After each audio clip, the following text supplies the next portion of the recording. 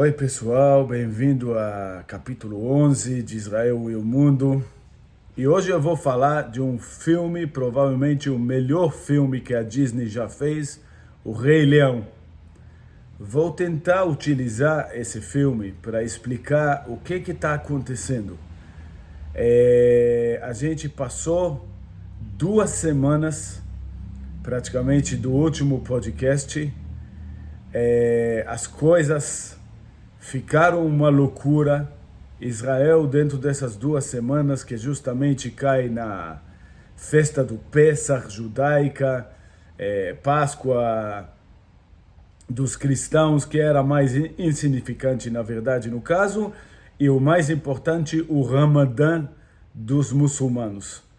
Pegou fogo em tantas frentes, de acordo com previsões que eu tinha feito no passado nesse podcast. Eu falei que as coisas estavam esquentando, as coisas estavam piorando, e realmente chegou a um certo recorde.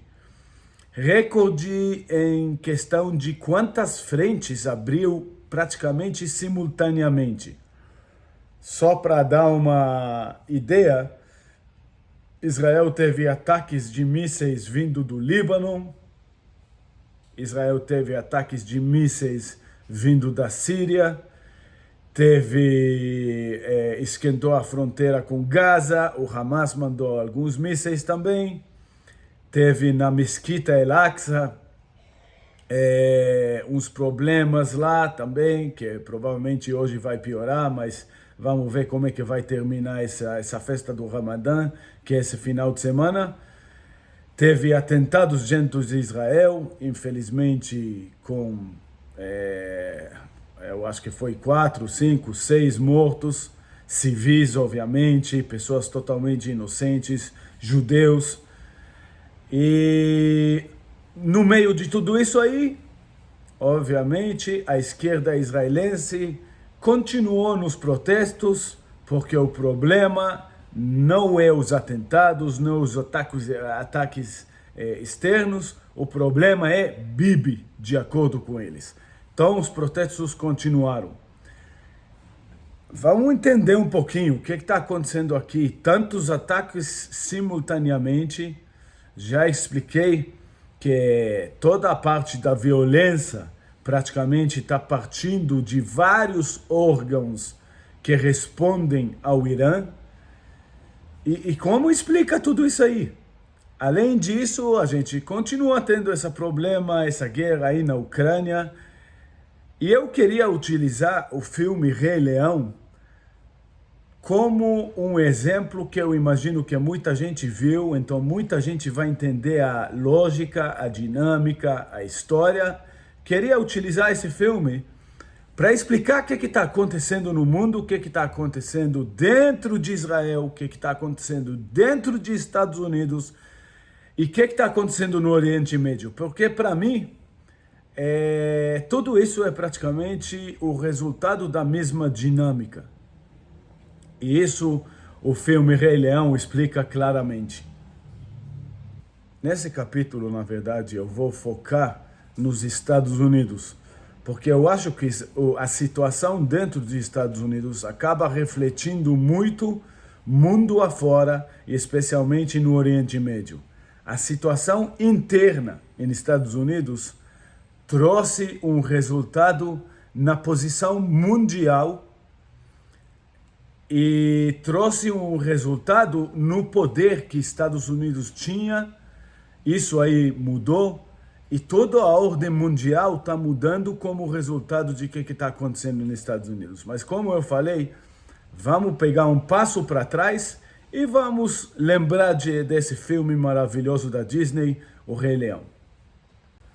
Gente, quem não viu esse filme, assim que terminar esse capítulo no podcast, dá um jeito para assistir.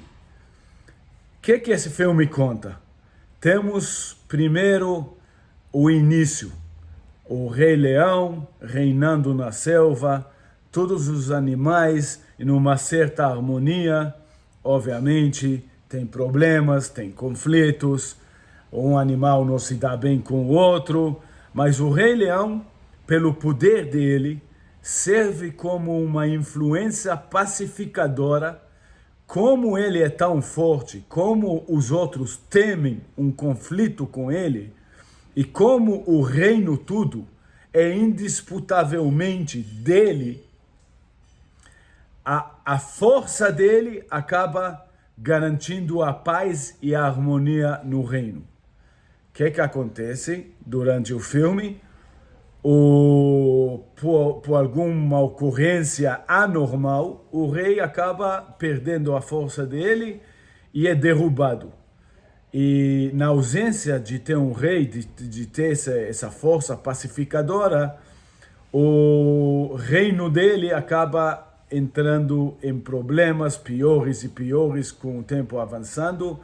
Parece que quando ele já começa mostrando sinais de fraqueza, isso dá uma coragem para os inimigos naturais dele. Eles sentem essa falta de força e tentam assumir o controle do reino. Só que como eles não são da capacidade dele de reinar, obviamente aqui entra toda a parte criativa da Disney, mas como eles não têm a mesma capacidade, o reino entra em caos. Até eventualmente, quem teve essa capacidade acaba reassumindo, acaba resolvendo com uma batalha e eventualmente o reino volta a uma harmonia. Mas o interessante é ver como o rei é importante para a ordem no reino. E isso aí é muito parecido tanto internamente com a situação de um governo, até em um país democrático, como mundialmente. Mundialmente já não funciona com democracia. Mundialmente realmente é um jogo de forças. E desde o final da Guerra Fria, a gente teve uma situação, tem gente que vai falar que até antes disso, mas teve uma situação que Estados Unidos conseguiu, através de demonstração que ela tinha uma força maior do mundo, ela conseguiu manter o mundo em ordem. Isso chama hegemonia, ou a gente pode chamar que Estados Unidos era praticamente o rei do mundo. Ultimamente, começando com o governo Obama, isso começou a mudar e é isso aí que eu queria explicar hoje. E depois eu vou explicar como isso afeta outras regiões no mundo, principalmente no nosso caso o Oriente Médio e a situação de Israel. Eu vou argumentar aqui que o início da fraqueza dos Estados Unidos mundialmente, que veio de um tumulto interno causado dentro dos Estados Unidos, o início de todo esse processo veio no governo Obama. Não quero dizer que George Bush, ou Clinton, ou o George Bush o pai, ou antes disso, Estados Unidos teve grandes gênios de presidentes. Não teve. O contrário, Obama, em questão de inteligência, questão de carisma pessoal, habilidade pessoal, bem provavelmente era um certo recorde. É um cara realmente habilidoso, realmente charmoso, mas o problema com ele é que ele foi criado em igrejas extremistas em Chicago e toda a visão dele foi adotada e implantada na cabeça dele naquelas igrejas. O que eu quero dizer? Toda a sensação que em vez de que bater palmas pelo sistema americano, que conseguiu avançar, conseguiu desenvolver a ponto de igualdade social, que foi eleito um presidente negro, que eu acho que é uma coisa maravilhoso, um desenvolvimento positivo, demonstrando a força do processo democrático dos Estados Unidos, da igualdade social dos Estados Unidos. Assim que o Obama assumiu, ele comentou e os grupos por trás dele começaram a demonstrar que Estados Unidos tinha que mudar essas origens, que ela vem de pecado, de um país que teve escravidão, de um país que tinha valores racistas, que tinha raízes racistas, e começou um movimento de destruição e penalização de uma cultura, colocando a culpa em vários grupos, principalmente brancos, e depois acabou avançando também para homens, para pessoas heterossexuais.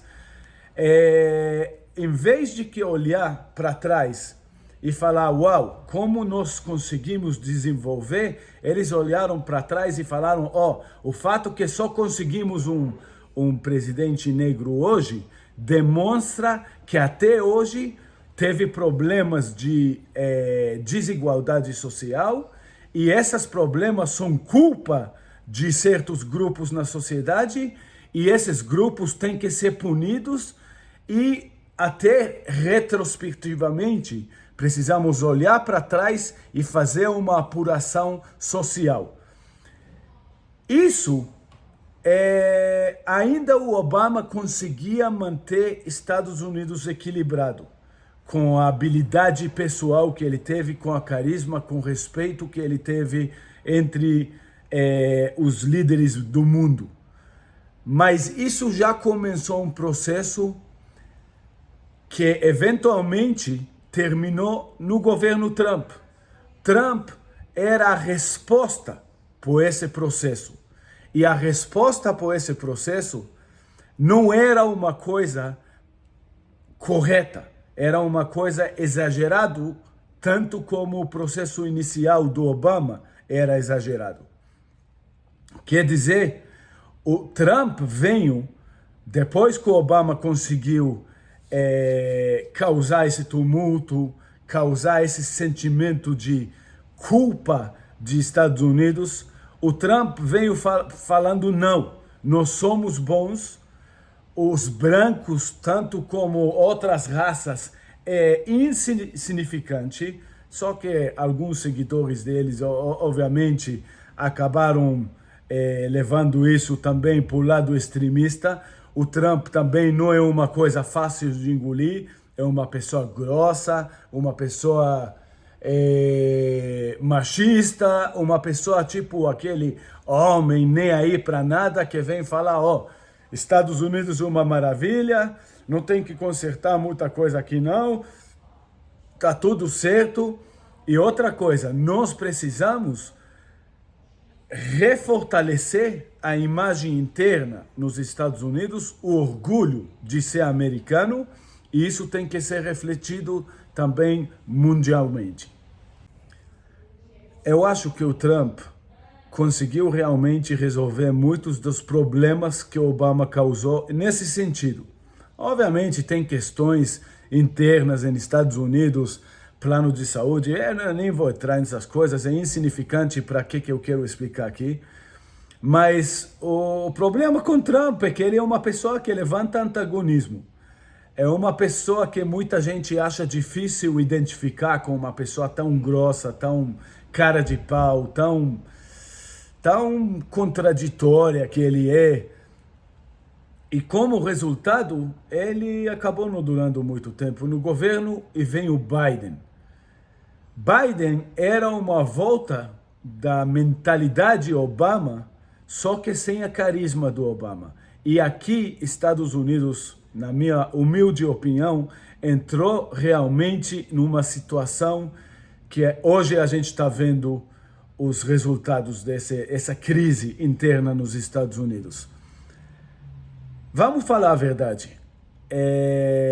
Tem certos debates sobre isso, mas como uma pessoa que já viu gente com demência, como uma pessoa com olhar honesto, eu acho muito difícil disputar que Biden, a pessoa, tem demência, e era claro que ele teve problemas de capacidade mental, ele é uma pessoa de idade, ele já não entende corretamente tudo o que está acontecendo.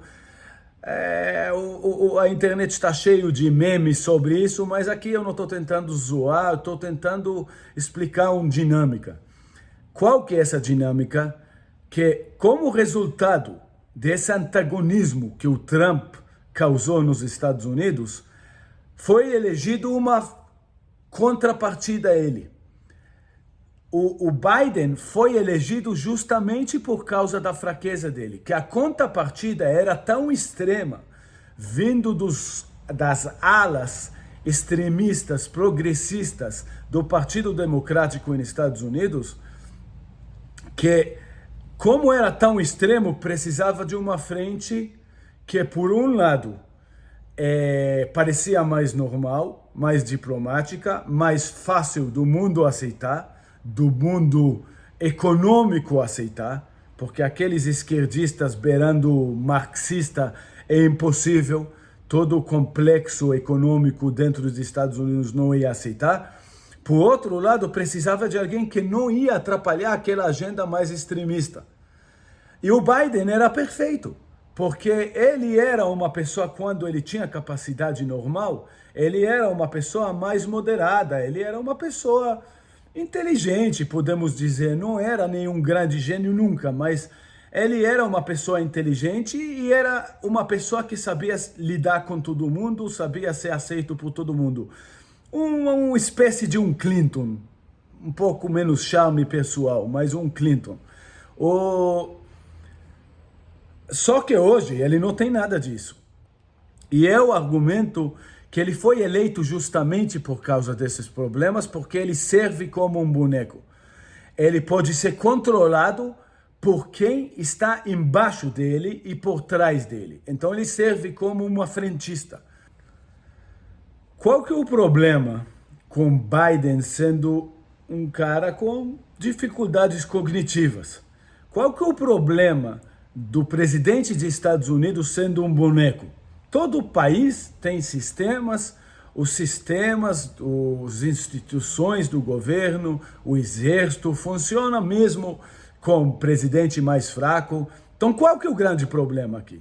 Então, o problema é que quando o rei não tem capacidade de reinar, mas ele ocupa aquela posição, os vices embaixo dele, que são mais extremistas, são mais parciais nos interesses, cada um vê o interesse dele, começa puxando e consegue o carimbo do rei para a decisão que o rei não fez. O rei é uma força que tem que ser equilibrada, ela tem que poder levar em consideração todas as forças do reino. Ele tem que ter uma filosofia de como levar outras coisas em consideração e acaba desse jeito tomando decisões mais moderadas. Quando o rei tem o carimbo, ele está lá, ele está disposto a falar sim ou não sobre coisas, mas essas coisas não vêm da cabeça dele, não vêm da filosofia dele, não vêm da capacidade dele de julgar, de analisar, de entender e de produzir uma resposta dele.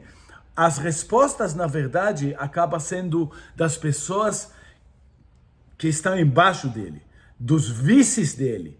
E, por exemplo, um vice que quer, vamos pegar um general forte dentro do exército, claro que general quer que o exército funcione para fazer um trabalho que é de interesse do exército, mas se isso vai contra a economia, ou o ministro da economia quer fazer alguma coisa, mas isso vai contra outro interesse do país.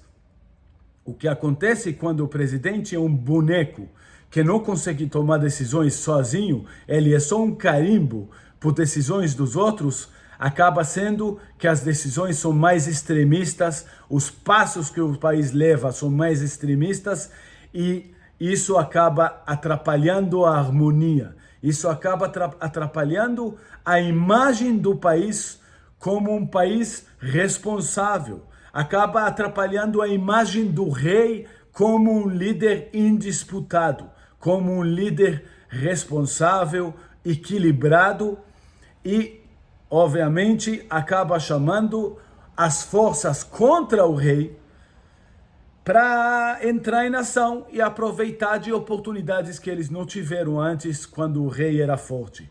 Exatamente a história do Rei Leão.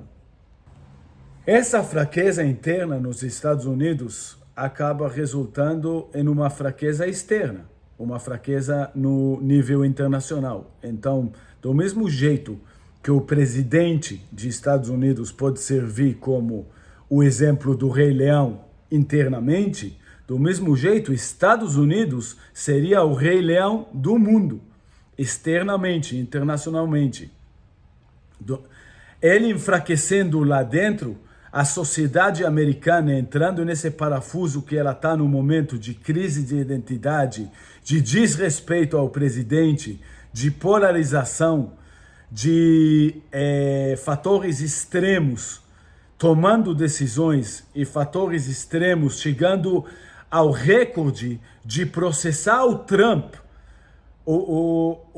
Essa história aí de indiciar o Trump e processar ele em Nova York, que é um de 4 casos que está tendo contra ele nos Estados Unidos no momento, isso é um recorde, isso é um ponto que Estados Unidos nunca teve nesse ponto, de um candidato à futura presidência utilizar, ou na verdade não é ele, o sistema de um partido utilizar o sistema jurídico para processar um outro presidente, um outro candidato futuro à presidência, que o Trump é. Isso é uma ofensa à democracia. Muita gente da esquerda nos Estados Unidos estão falando disso.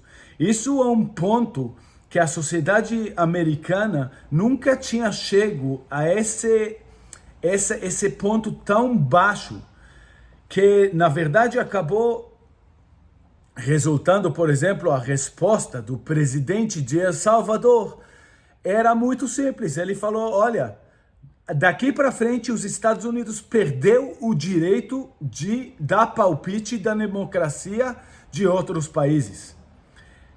Como mais isso acaba afetando? Eu acho que a guerra na Ucrânia é um exemplo perfeito. E já vamos chegar no Oriente Médio. O que é a guerra na Ucrânia? Quando isso começou, subiu na minha cabeça, isso é exatamente o Rei Leão. A Rússia, que é uma hiena, comparável às hienas do filme, acaba atacando a Ucrânia, que é um país qualquer, não vamos entrar em descrições exatas e paralelos exatos, na ausência do rei, que é os Estados Unidos. Estados Unidos tinha acabado de se retirar do Afeganistão, demonstrando uma fraqueza gigante, demonstrando uma falta de interesse de entrar, de se envolver em conflitos mundiais, conflitos no reino dela. Se ela é o hegemon do mundo, o mundo inteiro faz parte do reino dela. Não quer dizer que a comida de cada animal pertence ao Rei Leão, e não quer dizer que o Rei Leão pode andar fazendo o que ele quiser. Mas Estados Unidos, como policial do mundo, demonstrou: a gente não tem interesse em se meter em conflitos. Saímos do Afeganistão sob ameaças de grupos terroristas no Afeganistão, largaram uma fortuna de equipamento lá, obviamente como resultado de medo de continuar lá. Isso foi um sinal que o Putin interpretou que agora pode ser o momento de realmente tomar uma ação mais decisiva sobre o conflito na Ucrânia, sobre os desenvolvimentos de que estava acontecendo na Ucrânia. Rei Leão clássico. O Putin atacou e, de repente, o que aconteceu? Estados Unidos não se envolveu, não entrou na arena de volta, mas ficou por lado de fora reclamando: tá errado o que ele está fazendo lá, tá atacando um país normal, isso está super errado e nós... Peraí, vocês vão entrar no conflito? Vocês vão querer insistir em retomar seu reino? Não. Estados Unidos não queria entrar no conflito diretamente. O que ela fez em vez de que isso? Ficou do lado dando palpite, fornecendo armas e fazendo propaganda e mexendo no conflito, mas de um ponto de fraqueza, em vez de que um ponto de força. Como resultado, o conflito continuou. É só ver o filme que é exatamente o cenário clássico. Agora vamos falar um pouco do Oriente Médio. No Oriente Médio, houve o mesmo processo praticamente. O aliado dos Estados Unidos lá era Israel, como já expliquei, Arábia Saudita, mas o governo Biden, assim que assumiu, começou mostrando as costas tanto para a Arábia Saudita como para Israel e começou pedindo favores praticamente para o Irã, pelejando para o Irã voltar a assinar um contrato que era sobre toda a questão nuclear do Irã, que já foi provado que esse contrato era péssimo. E Estados Unidos foi pelejando para o Irã voltar a negociações desse contrato. Irã, sentindo essa fraqueza, negou. Falou, primeiro, com vocês, a gente não negocia nada. A gente odeia vocês. A gente não reconhece que vocês são nenhum líder do mundo, nem nada. A gente está disposto a conversar com os europeus. Vocês, a gente nem conversa. Estados Unidos, nesse ponto tão fraco, aceitou a ficar em outras salas para pedir para a Europa negociar certos termos com o Irã. Irã ficou tão forte na negociação que praticamente não aceitou nada e, como resultado disso, não foi assinado nada.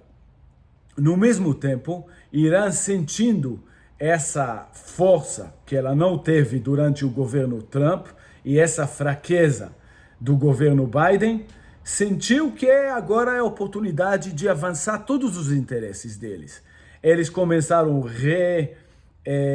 enriquecer urânio para fabricar uma bomba nuclear que está praticamente na beira de ser um país armado com armas nucleares agora. Eles recusaram todas as tentativas dos Estados Unidos de negociar e eles se revitalizaram todos os sistemas de terrorismo que eles tiveram, sendo Hezbollah, Hamas, os Houthis, que a função principal deles era encher o saco da Arábia Saudita, e tudo voltou ao normal. Deu uma força para o Irã, que o Irã não teve. Então, somando a conduta do Irã, a conduta dos Estados Unidos perante o Irã e a situação mundial, a situação regional do Oriente Médio, acaba refletindo mais uma vez a mesma dinâmica do Rei Leão. Agora vamos tentar entender um pouco internamente em Israel o que aconteceu e o que isso tem a ver. Agora, a última coisa que eu vou tentar explicar aqui com a teoria do Rei Leão é a situação interna em Israel, e nisso aí a gente vai terminar, espero com uma mensagem um pouco positiva. Em Israel, o cenário Rei Leão era acabar com o Netanyahu. É praticamente conhecido em Israel que o Netanyahu é o Rei Leão. Ele é mais habilidoso que todo mundo. Obviamente tem forças dentro de Israel dizendo que está tudo errado, que ele importa com ele mesmo, ele faz tudo para ele mesmo. Que nem todo mundo falava do Rei Leão, não todo mundo, mas certas forças na selva falavam do Rei Leão. É óbvio que nem falaram do Moisés no deserto, o maior líder da história do mundo praticamente, que só importava com cuidar com os filhos de Israel e levar eles à terra prometida, mas mesmo assim os filhos de Israel reclamavam, do mesmo jeito Bibi.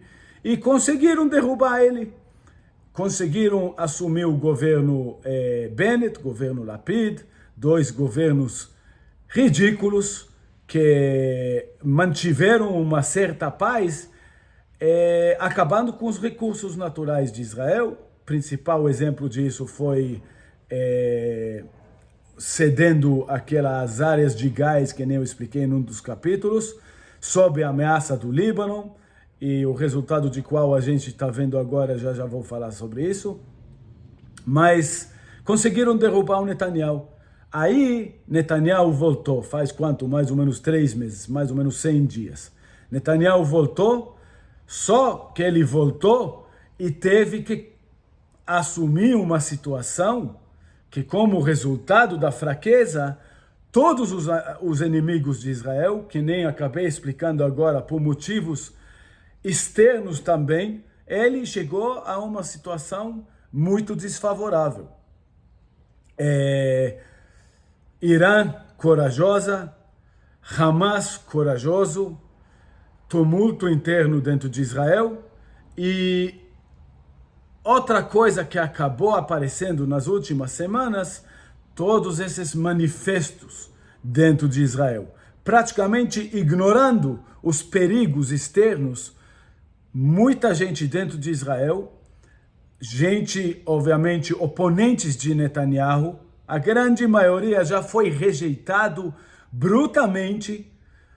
Tinha praticamente cada recordista de ser primeiro-ministro do tempo mais curto. São 3, ok? O mais curto na história de Israel é o Lapid.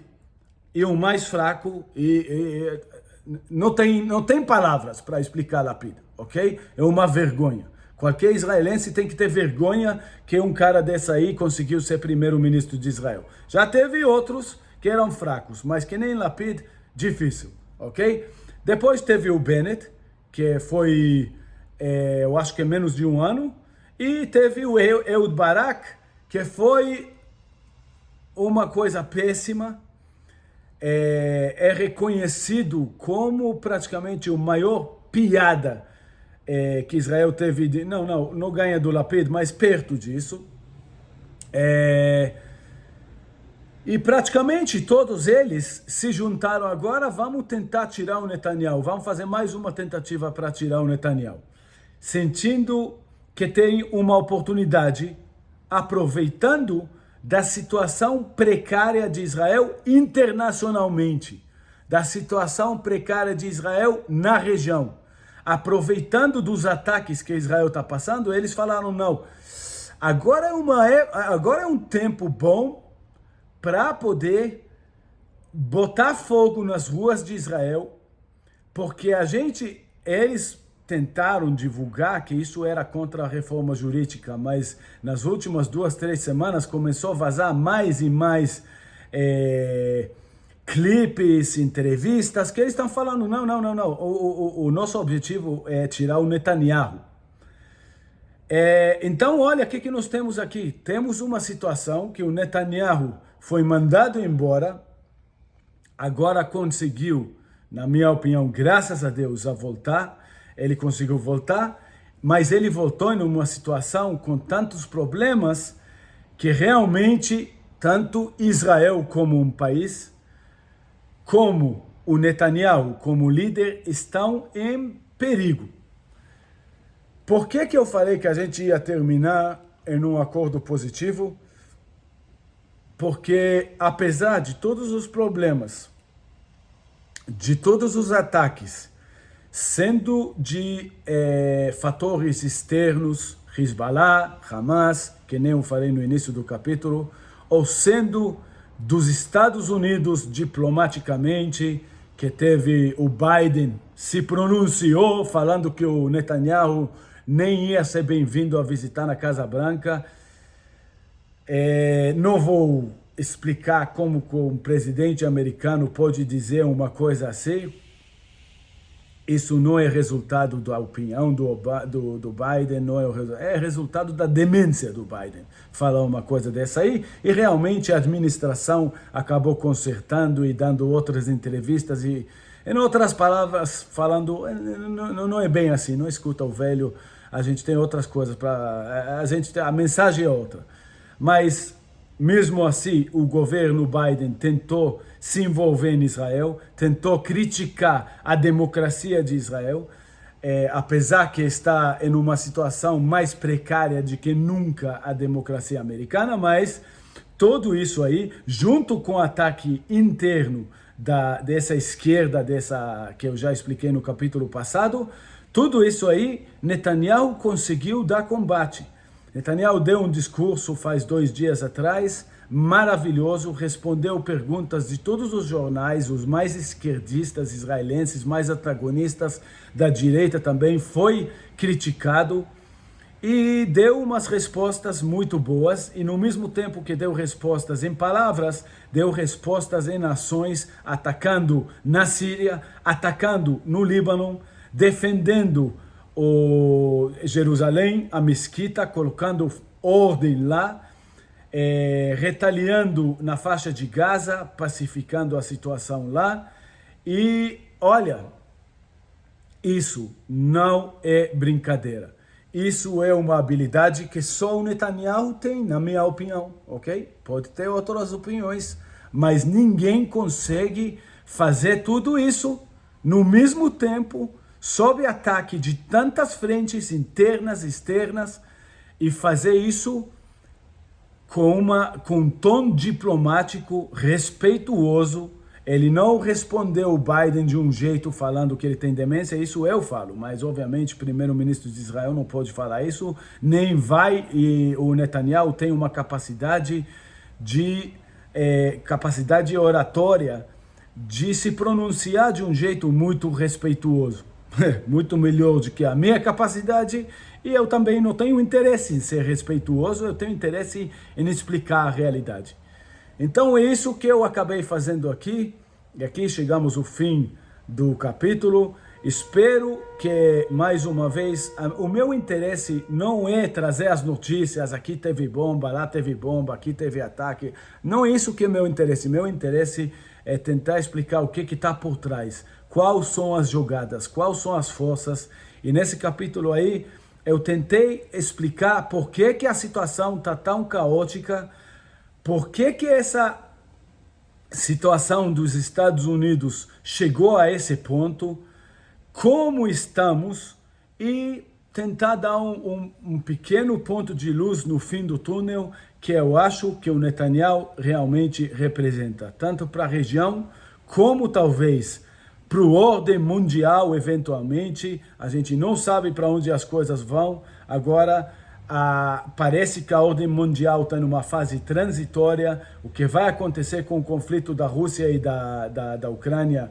também ainda falta ver, mas eu acho que deu para entender um pouquinho.